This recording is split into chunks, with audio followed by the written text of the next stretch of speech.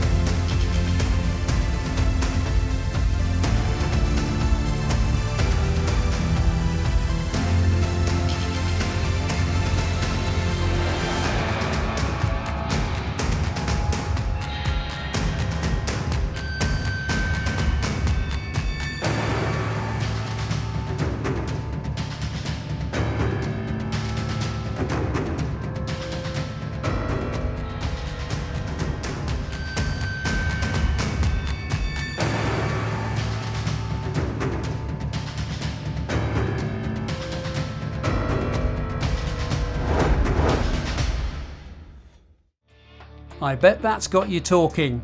Well, this is the man behind what you've just seen. His brief was very clear. Design the ultimate utility 4x4.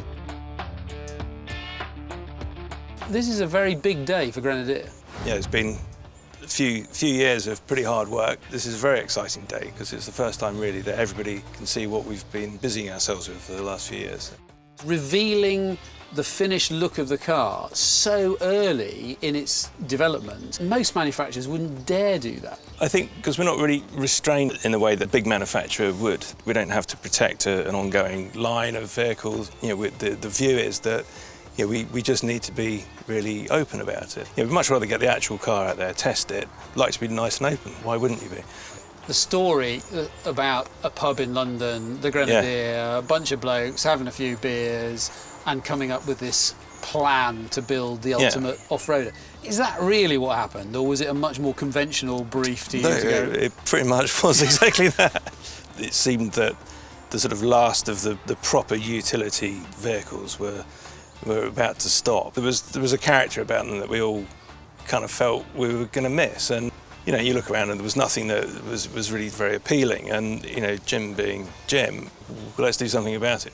And as we basically worked out what it was about the character of these older vehicles, what was the DNA that gave it that character, and as we understood more, you start to see why these vehicles start to look in the way that they do. You know, we didn't sort of set out to make it look like anything else. It was always sort of engineering led. Function always wins. Where did your influences come from in the way you creatively thought about the design? You know, right at the beginning, I remember saying, we've got to design something super practical, really well built. If we can think of it in these terms now, all the rest of it gets kind of built onto there. If you look at any of the older, you know, the Pajeros or the Nissan Patrols, the old Defenders, there's a real kind of easy to understand sort of visual on them. You can see how it goes together. There's no sort of clever disguising of A and B pillars, and it's just very logical. You can see that's a structural beam, that's where something fits. And so, and I think that makes it a very comfortable thing to live with. So take me through in headline terms the design we've just seen, the exterior. It's not a very complicated vehicle. You know, it has got that sort of boxy design, and that's really a result of a wheel in each corner, a ladder frame, then an engine of a certain size which needs a certain number of radiators and cooling and space for crashing, and obviously all the sort of departure angles and the entry angles and all that sort of stuff which we've tried really hard to respect. You have a round headlight, which again is about the sort of simplest form of a headlight you can get. It's almost like there's a tube that runs through, and then there's a rear light which is also round as well. We've got things like this sort of built-in utility rail and things that are kind of there. It's a canvas for people to go and build upon. I kind of see it, here's a vehicle that is massively capable off-road, but it's kind of up to you to sort of go and make it your own. Down to the rear doors, that, you know, we've got a split door, we've got a really thin one that means you don't have to open the big heavy door.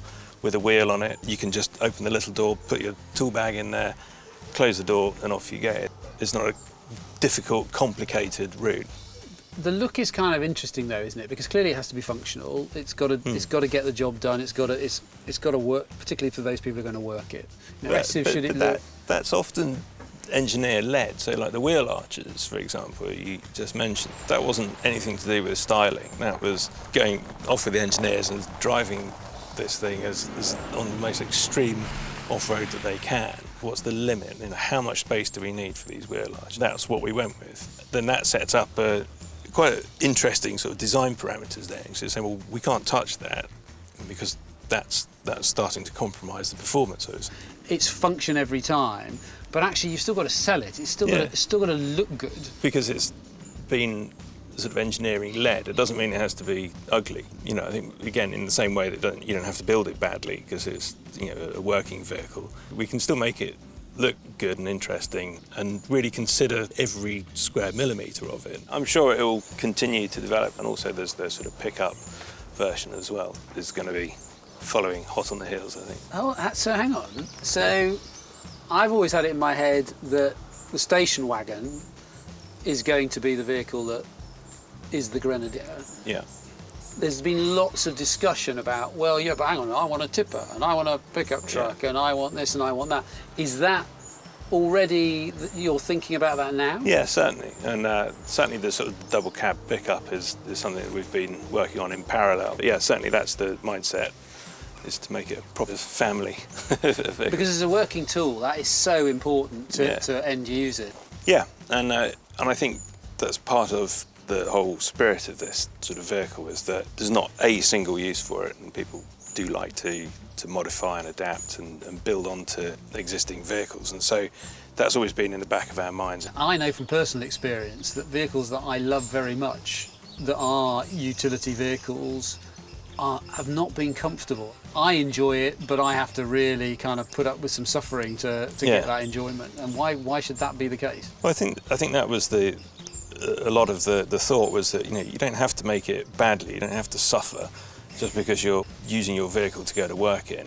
You can be comfortable, you can be dry and warm. Obviously you're going to work with it, but you know, if you are using it as a sort of recreation vehicle, you know, it's still engaging and it's fun, but it's also comfortable, and that was a really big driver, I think. Are there elements of what we're looking at now that for you are kind of almost eureka moments? So much work went into that bonnet, and there's a really good moment on that actually, where they're saying actually we need an extra 2 centimetres for the pedestrian impact, and it's all right.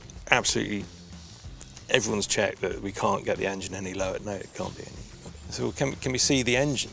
There's a big plastic cover on the top of it, and I said, well, do we need the plastic cover?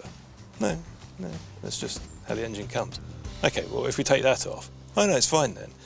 You can't have known when you started this how it was going to turn out. Is it kind of how you thought it would turn out?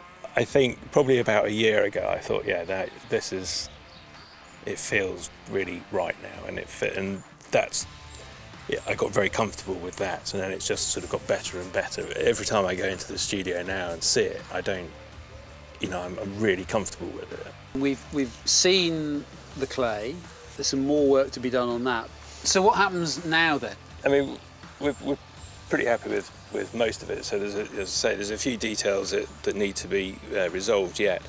But also we've obviously got to do our testing, which we want to do in sort of plain sight, because we're partly because we're all really excited about it. I don't see any problem in kind of doing that openly and welcoming feedback and comments, and it'd be great to get people to actually test it and drive it, so we can make a truly brilliant vehicle in the end. I hope that's given you a real sense of what the Grenadier is going to look like and why. And yes, I know what you're thinking. You want to see more, don't you? We'll take a look at this.